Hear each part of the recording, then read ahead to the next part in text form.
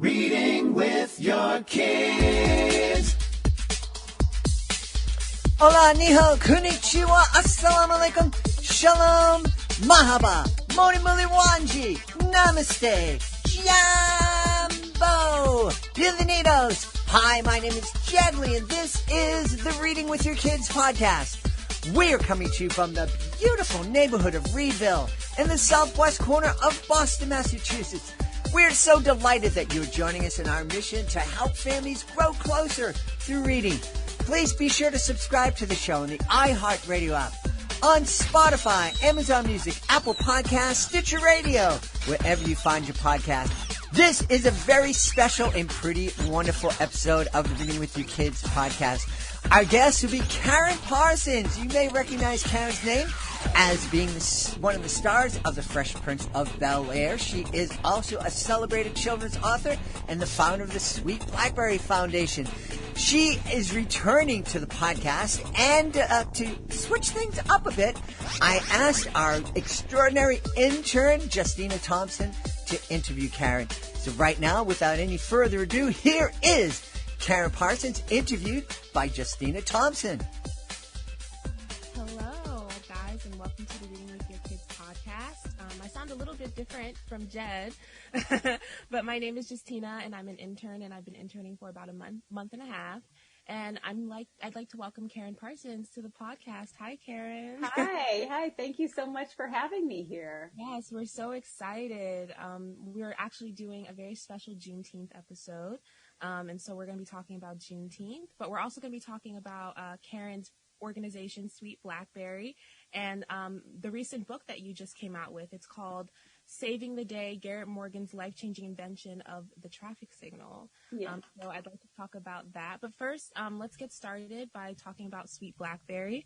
I did some research on it first and foremost, and I'd just like to say how much I deeply and genuinely appreciate the organization's work and its dedication to enlightening children about African American history. And I guess I'd just like to start by asking you, what encouraged you to start Sweet Blackberry? Oh, well, thank you for all of those kind sentiments. I really appreciate it. Well, my mother was a librarian. My whole growing up, my mom was a librarian since I think she started when I was about third grade. And so I ended up spending so much time in the library with her. And as an adult, when I was an adult, she was still working libraries, and she was actually heading the Black Resource Center at her library. And she would come across stories that she found really interesting. And so sometimes when we would talk, or she would share them with me, or she'd call me and say, oh, I found out, I read about this and uncovered this, and I wanted to share it. And she told me the story of Henry Box Brown, the enslaved man who literally mailed himself to his freedom. He was in Virginia, and he had a box built, climbed inside of it, had it nailed shut with postage applied, and sent to Philadelphia, Pennsylvania. And it was a 27-hour journey, and he went by, I think it was wagon, boat, train, all these different ways to get there. But he survived, and he was across state lines, and when they opened the box. And so when they did, he was a free man. And it was a pretty dangerous journey, but he was determined at this point in his life, and with all the horrible things he had experienced, to find a way out, and he did. And I couldn't believe when she told me this, that I had never heard this story before, because this was incredible. And I would talk to friends. Nobody had heard of him, which made zero sense to me. How does a person do something like this in our history and we don't know about it?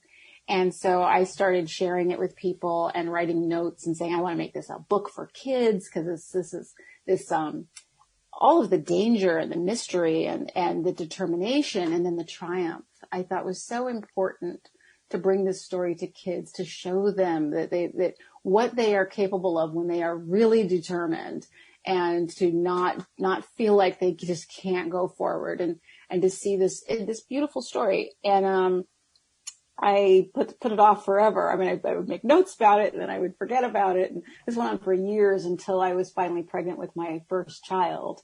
And that's when I started thinking a lot about, what do they teach kids in school? What do I have? What's my responsibility, et cetera. And my husband, who's an independent filmmaker, who waits for no one to get anything done. I came from an acting background, so I'm always waiting by the phone, to get a call back. And when am I going in on something, he's the opposite. He writes everything. He gathers his crew. He goes out and makes, his movies. So he was like, you need to stop talking about this and just do it. And I had no idea how, but I just started telling people what I wanted to do. It quickly moved from books to films. And, because that was something that seemed, self-publishing wasn't what it was today. And so it seemed like something that was a little bit more in my grasp. And people are so eager, I have to say, to help when they see your passion in something and they understand where it comes from. People were very excited about the idea of bringing little known stories of African American achievement to children. And that's what the mission of Sweet Blackberry is. And so people came out and said, well, I know someone who does this, and I know someone who's an animator, and I know somebody who's, illustrator. And it just, eventually it all started to come together. And it was just a matter of putting one foot in front of the other until I finally got it. And that was years ago. So now I'm, my daughter turned 18 this week. So that tells you how long it's been. So, yeah, so I've gone through a lot. We've had 4 films and 2 books. Well, the book that you mentioned, Saving the Day, about Garrett Morgan, the inventor, actually will come out in December of this year. And so it's been a very exciting journey for me as well. And, it's been great. I get to go to schools, and meet kids and show them the films and discuss them with them. And kids have questions that throw me for a loop all the time, but it's really good. And I'm learning as well as I do this. I'm not a historian by any stretch of the imagination. As a kid, I actually didn't like history because it was always brought to me like castor oil, like, take it, memorize that date, it's important. And I'm like, why is it important? I don't understand, So I wanted to bring this to kids in a way that they could see them where they are, meet them where they are, engage them. And I'm happy to say I think that we've been doing a pretty good job. Yeah.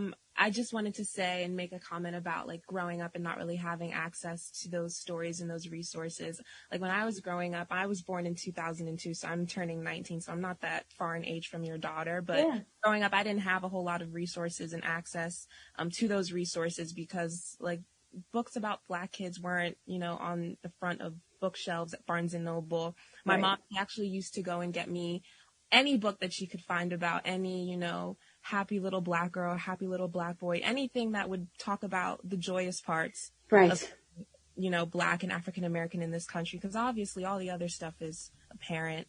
And my mom, she would always share those books with me. And I was just very happy that my introduction to literature was something that was so positive. Yeah. I'm sure that must be also the most rewarding aspect of your work with Sweet Blackberries, being able to see how these kids are interacting with what you're putting out. What has been one of the most rewarding parts? Oh, I mean, definitely celebrating these people and their stories and seeing the look on kids' faces when they hear about them, because it's like they're hearing about superheroes often, because you tell them about the difficulties that they encountered, and then you show them how they overcame and how they through their ingenuity, got through so many, things that are really crazy situations for a lot of people, really difficult. And I think you see the light go off. You see the excitement as they are inspired by these people. And while they start to feel emboldened, and then they ask questions that make this clear, that this story of this person they never heard of before is having an impact on them. It's hitting them. It's landing on them. And I know that the seeds are being planted in them, about that person in history, but also just about their value, and what they're capable of. And I think that that's something that's very exciting. You see kids light up, and being able to kind of usher these stories into people's lives, into kids' lives and their families. One of the things that was very exciting to me early on about the Sweet Blackberry stories is we made these films, and it was when people were starting to put DVDs in and feeling really guilty about having their kids watch TV and stuff. I think the relationship to all of that has changed a little bit now, but definitely when I started, people were feeling really guilty about it. And I thought, well, and I saw a lot of friends of mine having children and they just needed a break. I need to wash dishes, or I need to go to the bathroom, or I need to do something. And, I thought, well, this actually works out because they can put them in front of something they feel good about. And the thing that happened that I didn't expect was, while I was gearing the stories toward a very young audience, 4 to 7-year-olds, say, I wanted them to be able to digest these stories and really grasp them. The older siblings would stick around and watch, and parents would, which is perfect because, you want the more you have the parents around, or even just an older sibling around, to be able to bounce things off of, ask questions, go a little deeper, a little further.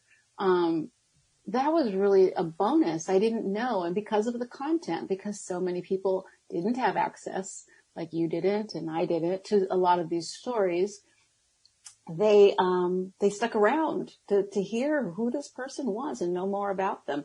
And so it was a really great, that's another thing that's been really great to see come out of it. Yeah, that's amazing.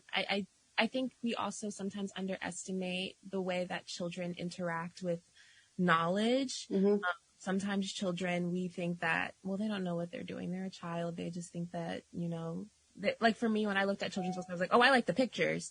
But all the children's books that I have now, I'm like going back and I'm looking at them. I'm like, this is an actual story of a person. And I see the message a lot more clearly Yes. now. And I think that's important, that the children get the message, even though the pictures are great too. Well, I have to say, I'm really fortunate. The illustrator of the Sweet Blackberry stories, both the books and the films, is R. Gregory Christie, who's a phenomenal illustrator. He's won the Coretta Scott King Award for children's illustration many times. He's a wonderful illustrator in person, but he's also a bit of a historian himself. Not saying I am, but I'm just saying he is. Because, I'll present these stories to him because I write them all, and I'll write them and I'll present them to him. And when he sits down to actually illustrate, and the art director will lay out for how it's going to be animated, like what basically if it's a 2-shot or an overhead, like basically they'll storyboard it kind of like you would a film. And then R. Gregory Christie will take a look at it and he'll illustrate to those images, to those storyboard images, and bring it to life. But when he does, he fills it with so much history just looking at it.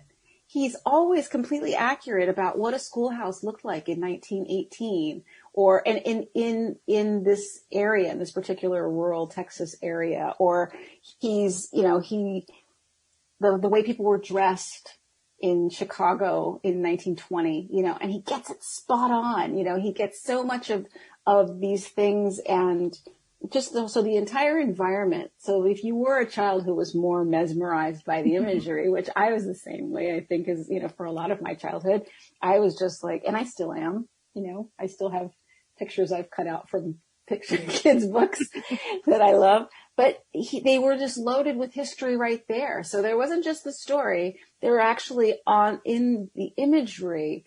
It was multi-layered. So if you were just looking at those images, you still were going to walk away with so much more knowledge just from taking that in, which, and that's a great thing that an illustrator can do. They're writing too.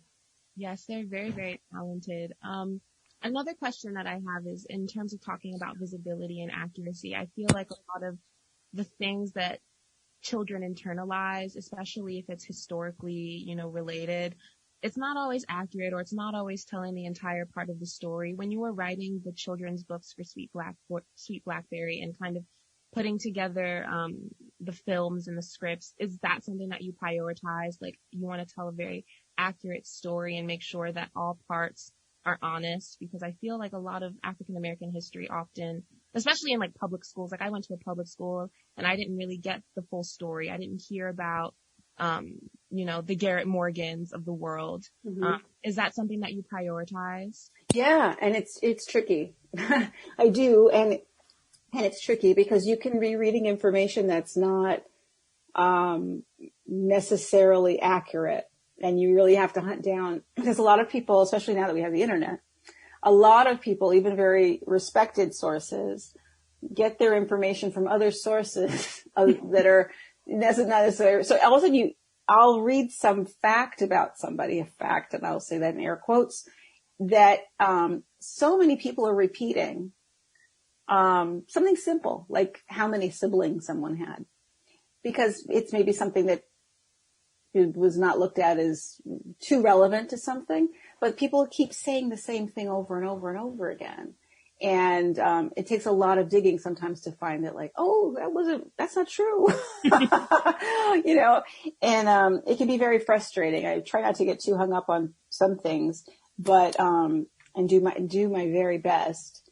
But the story, I have to whittle my stories down to really, this is what I want to tell about this person. Because obviously a lot of people have far more complexity, far more to their story that can be told. Even Garrett Morgan, for instance. I'm talking about Garrett Morgan, the inventor of the traffic signal, not the inventor of the gas mask so much, or the hair potions and things, you know, that he did. He had so many things, and sewing machine, gadgets and things. He invented a lot of things, and they're mentioned, but I wanted to get more into traffic signal. But at the same time I would see people saying he didn't invent the traffic signal. And so I had to look and look deeply, and I want to tell the right story. I don't want us to just be like, we're excited that a Black person told this story, so we're just going to say it and not look at the full story. Well, the story is that there were other versions of a traffic light that came before and after. But basically, the traffic signal that Garrett Morgan invented is with a three-way stop, is still, that mechanism is the one that we use today. It's not the three lights. Somebody else would put those three different color lights to it later. And before it was just kind of a stop and go thing, which led a lot of people to get in accidents.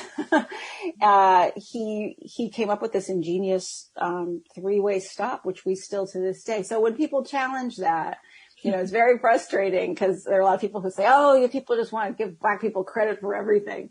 And no, this is true that he did not do the traffic light with the three lights. He didn't come up with that part, but he did come up with a three-part mechanism, which we use today. And I also have to say to people, if you think about it, I know people don't like to think that Black people were responsible for so many things, but it makes sense if you think about who was tasked with doing the most stuff, who was tasked constantly with limited resources, who had to come up with a way to do something that they were told they needed to do, or to do it faster. So they had, I think Black people tended to have to find a better instrument to take care of this chore that I have to do, or whatever this task is. And so if you look at it, it makes a lot of sense, especially when you take a look at the inventions. You see these are things people were having to deal quite directly with. So I just had to throw that in, because I get frustrated when I hear that, I get the same frustration as well. It's very difficult sometimes to also kind of educate people, because usually those people that are protesting your statements, they're not fully educated either. Right. And then you kind of have to do your daily duty of educating people, even though I feel like if you're an adult, you should not have to educate another adult. They should go out and do their own research, their own educating of themselves. And a lot of the times the stories that people hear of are only the super traumatic parts, which is really, really sad, because Black people, again, have so much history and so much so many things that they have done that have really put us on the map, and have really established us and established much of society. Yes. I know on your website that, like, African American history is also American history, and it should be regarded as such. And it's really frustrating when people separate the two. But I kind of wanted to ask you, what is your take on sharing stories about African American history? And also, since Juneteenth is coming up, about Juneteenth, because a lot of people don't really know what Juneteenth is. How do we share those stories without glorifying those parts of our experiences as a community? Because I know that that's what we see on the news. That's what we read about when we open our phones.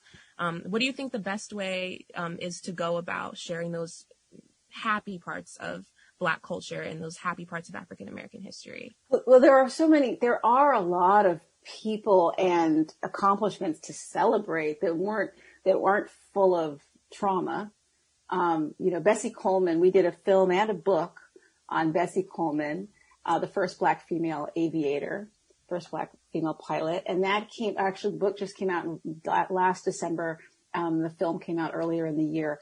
And this is such an inspiring, exciting person. There isn't anything negative to talk about, except that she had to overcome. She was Cherokee and Black, and she was so excited to learn how to fly that even though they wouldn't teach her how to fly in the United States because she was a woman and because she was Black, she figured out a way to do it. She ended up getting sponsorship, and she got people to pay for her to take a boat to France, and she learned there. She didn't know the language. She didn't know the culture. She didn't know nothing, knew nobody there. But she said, I'm going to do this. And at a time when people knew so little about flight, when the world wasn't as small a place as it is today, to get there, obviously she couldn't just hop in a plane because they were brand new. So she had to get on a boat and go, and to be a Black and Cherokee woman and do something like that was just tremendous to me. Now, we don't hear about her story and all of its triumph and excitement, because how exciting, right? But she received her international pilot's license, I think, 2 years before Amelia Earhart received hers. We all know about Amelia Earhart, and she's worthy of celebration as well. But we don't hear anything about Bessie Coleman. She's a story I almost didn't tell because I thought people knew more about her. And then every time I would talk to somebody, they go, oh yeah, Bessie Smith, I know her. And I'm like, no, not the singer. I'm talking about Bessie Coleman, the pilot. And, so I think, and there are stories like hers. There are people who did amazing things and who continue to do incredible things, and they don't always get the media attention. The media loves drama. They love, stuff that's going to make people, right now I opened up the news today and immediately I went, oh, why did I open this? There's just so much headline, attention grabbing stuff that is often, just dark and frightening, and it gets your attention, the drama of it. People don't often talk about this other stuff, but when they do, I'm finding through social media, people do get excited. And so I think it's worth it for us to grab hold of great achievements and people who inspire and make us go, oh, I can do so much. Like, I have a picture of Bessie Coleman on my desk because she reminds me, and she's, with this beaming smile, reminds me when I feel like when I'm up against a lot of challenges, I think of what she encountered and what she did, and I'm reminded of what I can do. And I think that I've seen on social media, when people pump out these stories, positive stories, there are plenty of people receiving them and excited to receive them. So I think that's all we have to do. We just keep putting these stories out, and we celebrate all of these great accomplishments and triumphs. That's the kind of stories, those are the kind of stories that we all like and look for anyway, I think. So we can keep doing that. Yeah, I love seeing positive, happy things on social media. It's very hard to find them. I don't know why. Well, there are people that are putting them out, because I have a few people in my social media circles that post regularly. Really great. So you look for them, you find them. When you get it, just follow that person. And there are people that are putting stuff out, and it just makes you just beam, and really exciting stuff. I know people respond to the downer stuff a lot, but steer away. You don't need to be inundated with that. Of course. We should always, celebrate ourselves and all the things that we do. But we should also aim to celebrate others more. I always go out of my day and try to give someone a compliment. Yes. A compliment makes someone smile. A compliment makes their day. And I know that's how I'd like to be treated. So it's always treat others the way you'd like to be treated, and prioritize that as a part of your daily behavior, because people are mean. Yeah, there are plenty of mean people. So when you turn to that person. If you're having a nice thought, share it. Yes. And never think twice. I never think twice about giving. Good. That's really good. So speaking of celebrating, Juneteenth is coming up, and we are deciding, as I previously said, to do a Juneteenth episode. And I just kind of wanted to briefly talk about Juneteenth. A lot of people don't really know what it is. It's kind of something recently gotten more traction in media outlets, unfortunately because of the murders of people that have been happening. Yeah. I went to a Juneteenth/Black Lives Matter protest last year around the time George Floyd got murdered, and I think that we should just continue to talk about Juneteenth and try to associate it with more positive festivities and more positive thoughts. So it's an annual holiday, and it's only observed, in certain places. I think it's observed in 47 states and not all 50, Right. which is a little weird. But I kind of just wanted to talk about Juneteenth, and is there anything that you do specifically to celebrate the holiday? I think that, to me, it's the same. It's not the same, but it's a barbecue holiday for me. Yeah, it is. It's like the 4th of July. Okay. So the country celebrates its independence, but I think that a people, and it is American people celebrating, their independence, I think is their freedom is incredibly important. And I really think that it's important. I cannot say how strongly I feel it's important for all Americans to be celebrating this together. This is something that happened for all of us, right? And unfortunately, there's so much divisiveness in this country that continues, and I feel like we're not going to heal if we don't take on these things together. It's not just a black fight.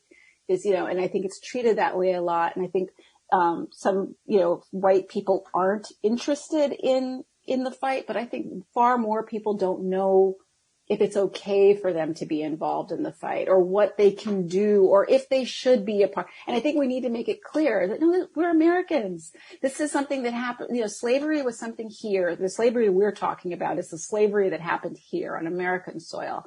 And so, once that was abolished, that was a tremendous thing for the country. So that's for all people to celebrate. We should all be celebrating that together. And if we can do that, it helps us move forward. If it's just Black people that are celebrating it, what does that say? What does that mean? So I think that's really important that we encourage, people to look at that. It's the same like with Black History Month, where people are like, oh, Black History Month. And a lot of people go, well, that's for Black people. I'm not really I'm not invited to the party. No, you're invited to the party because it's American history. And eventually we'll be able to push the Black History Month thing away as we absorb, and we're recognized that Black history is American history, and we're teaching it as often. All of these stories and stories that have been deliberately kept out of the books, the textbooks. As we bring these things back in, we can recognize this is for all of us. We're all Americans here, so we should all be celebrating together. So I'm going to be having a barbecue. We are here at the house going to be having a barbecue. I think we've done it a couple times before. It doesn't always work out schedule-wise, but it will work out this year. And I think with all the same vigor and excitement of the 4th of July, which has become just this, big, illustrious barbecue celebration time, I think we have to do that with Juneteenth. We have to push. I know it's just recent years that people have become even familiar with what it is, but we have to start more and more celebration of it, so that becomes normalized, that we celebrate this day. This is a day of celebration. We want to make that the regular thing. I agree. I think that Juneteenth should not just be a day that we see on the calendar and go, oh, it's Juneteenth today. Did you know? Because that's usually what happens. I look at my calendar. Yeah. And then you explain and someone goes, what's that? It's always followed by, what's that? Yeah. Actually, one of those moments, I wanted to get into this next question. I can name like a few experiences that have made me realize how important it is for me to talk about my culture and my heritage. And that was one of them. I was sitting down with my friend, and I was talking about, they have something, and I'm half Caribbean. I'm from Barbados, and they have something crop over, which is like celebration of Barbados independence and Barbados citizens gaining their independence. And I brought it up to my friend, and she was like, well, what's that?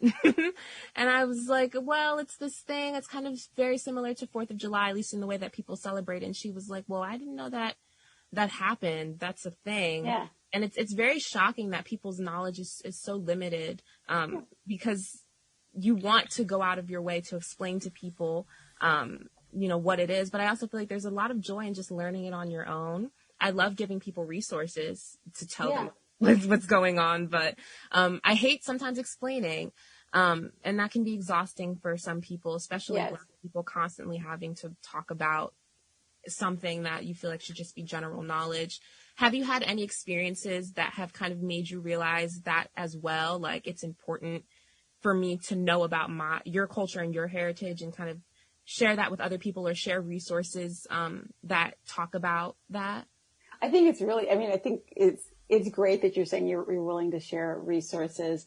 And it's funny, my daughter and I were just, before I got on here, my daughter and I were just talking about the feeling that a lot of people have of Black people. We were also talking about the trans community, and feeling like you have to explain to people, and it gets exhausting, much. But the thing is, people, because I read something that somebody wrote saying how exhausting it is for them as a trans person to have to explain their identity and where they're coming from with people all of the time.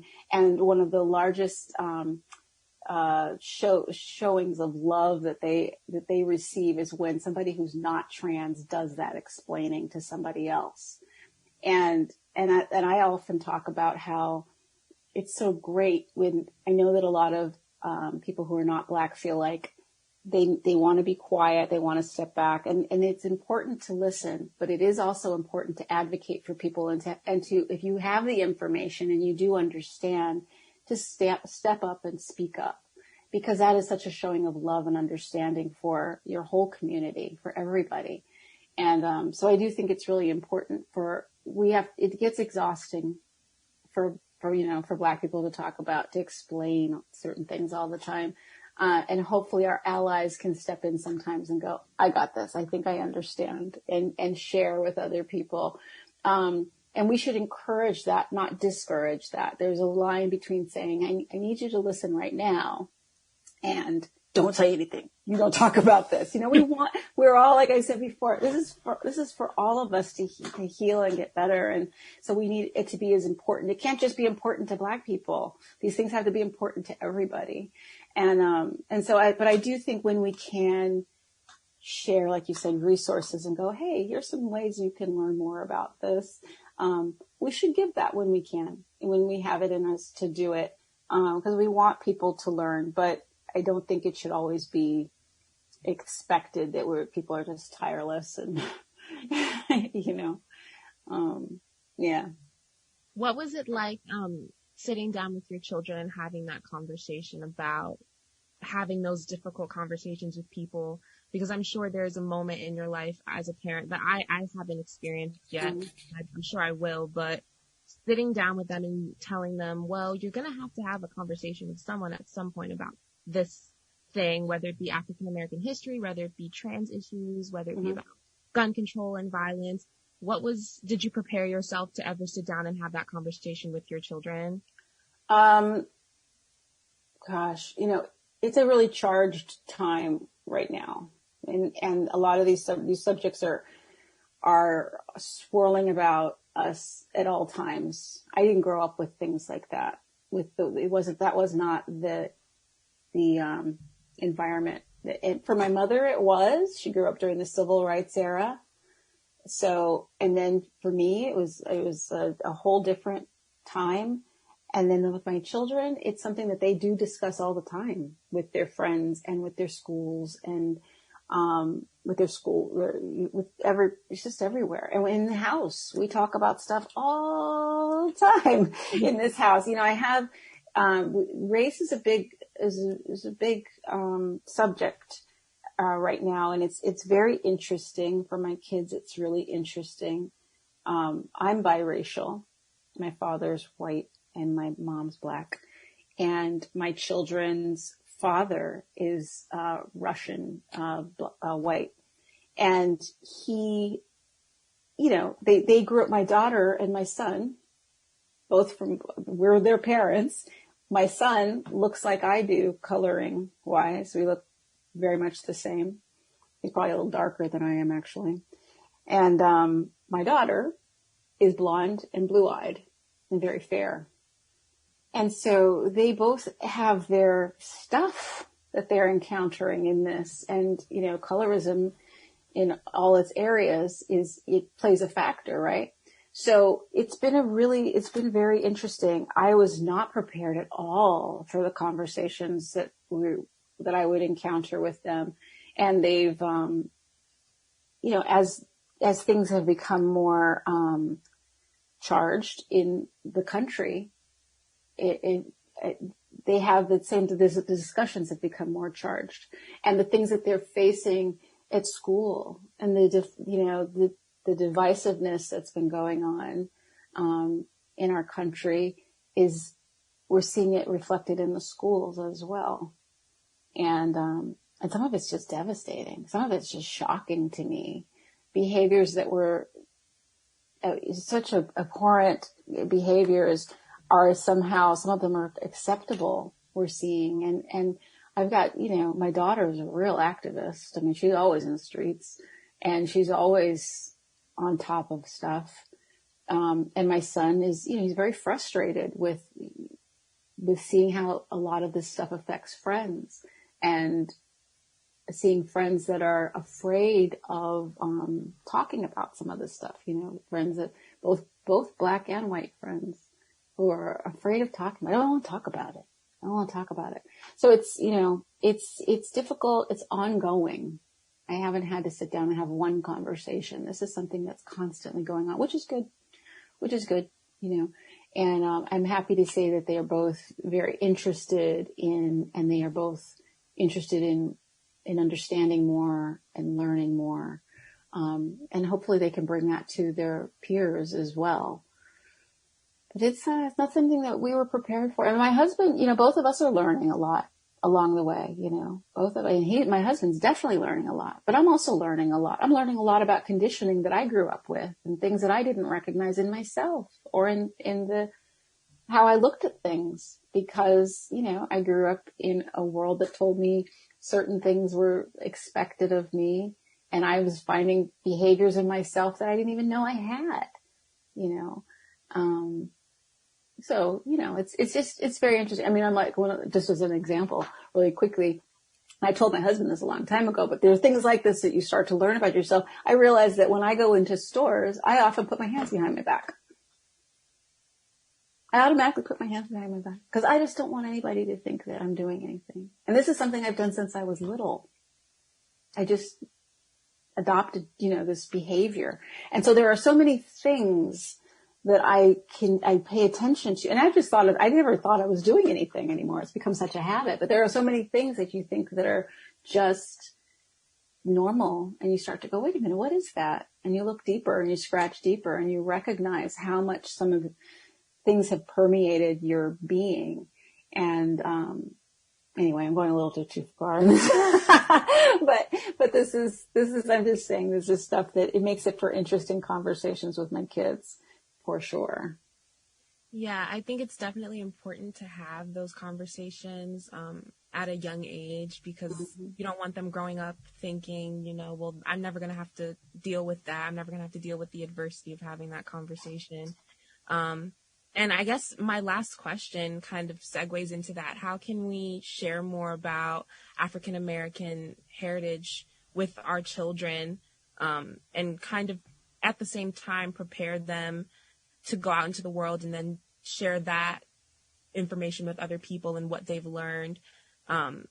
What have you learned from Sweet Blackberry, and also writing your children's books and writing your scripts for your films about those ways? To tell the story, to bring the stories to people? Yes. I mean, I think the thing is just, I think just educating ourselves, looking further, looking deeper, finding stories, and then just passing it on. So many things have been left deliberately out of our history books, right? I think I was also very naive for a long time. I would say, oh, these things are being lost. This history, these things are being lost. They're not being lost. They're being hidden. They're being buried. And, I didn't want to say that. I didn't want to think that. And So I think it's very important that we all be vigilant when we discover these stories. We have this social media, which can be such a drag in so many ways and such a blessing in so many others. And one place that it can be really a great tool is to share, to pass it on. Oh, wow, I heard about this incredible person. Pass it on.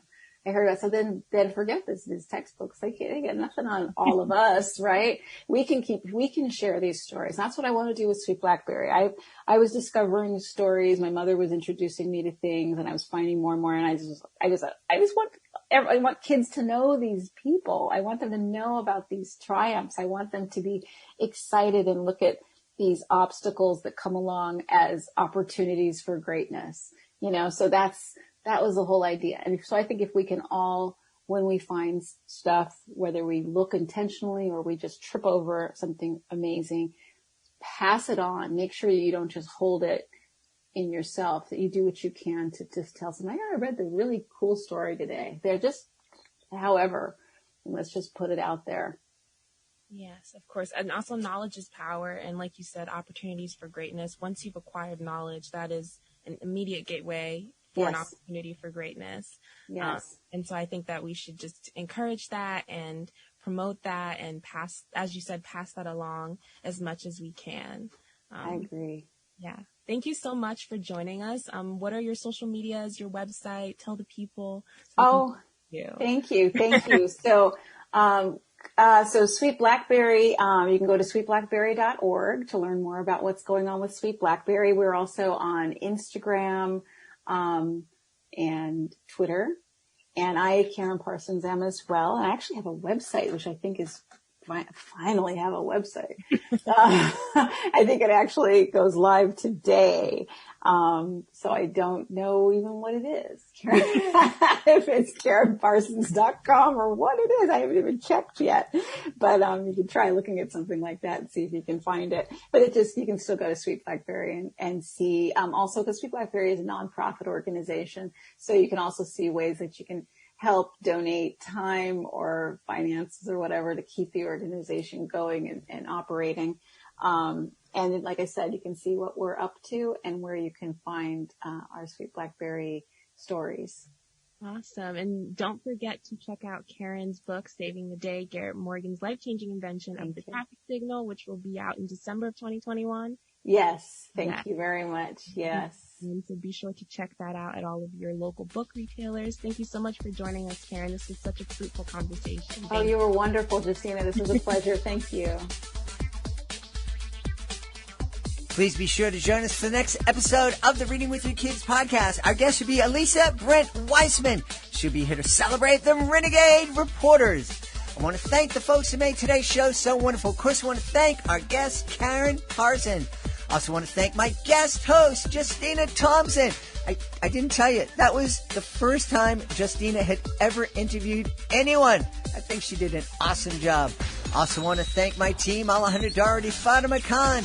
I want to thank my beautiful wife for all the support she gives me. Most of all, we all want to thank you. Thank you so much for taking the time to join us today. And as always, thank you so very much for taking the time to make the world a better place by reading with your kids.